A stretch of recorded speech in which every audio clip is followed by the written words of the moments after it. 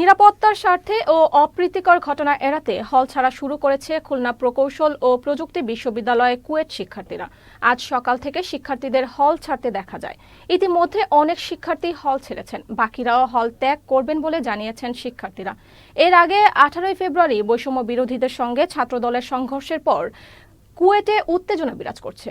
VC pro ভিসির অপসারণ সহ 6 দফা দাবিতে আন্দোলন চালিয়ে যাচ্ছিল শিক্ষার্থীরা।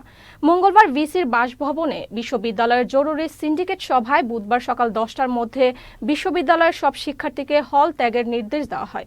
প্রথমে প্রশাসনের এই সিদ্ধান্ত মেনে না নিলেও পরে নিরাপত্তার জন্য হল ছাড়ছেন শিক্ষার্থীরা। আমাদের হলে নিরাপত্তার জন্য, আর যেহেতু মেয়ে তাড়াতাড়ি বাসায় ফিরতে হবে, সবাই অনেক টেনশন। এটা কাইন্ড অফ যার যার নিরাপত্তার সাথেই অনেকে করছে, কারণ যেহেতু মানুষ কম ক্যাম্পাসে, তো সেফটির একটা ইস্যু থাকে।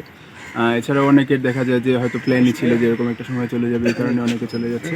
কিন্তু হঠাৎ সিদ্ধান্তটা দেওয়ার কারণে আসলে অনেকে একটু ভোগান্তির মধ্যে পড়ছে। আশপাশে তো আসলে অ্যাকচুয়ালি লোকালরা তো ওইভাবে এখনো যারা হামলা করেছিল তারা তো ঘুরে বেড়াচ্ছে, তো নিরাপত্তাহীনতা তো আছে। মোটামুটি আমরা অলমোস্ট 2 মাস থেকে মেন্টালি অবস্থা অবশ্যই খারাপ, কারণ হুট করে চলে যেতে হচ্ছে।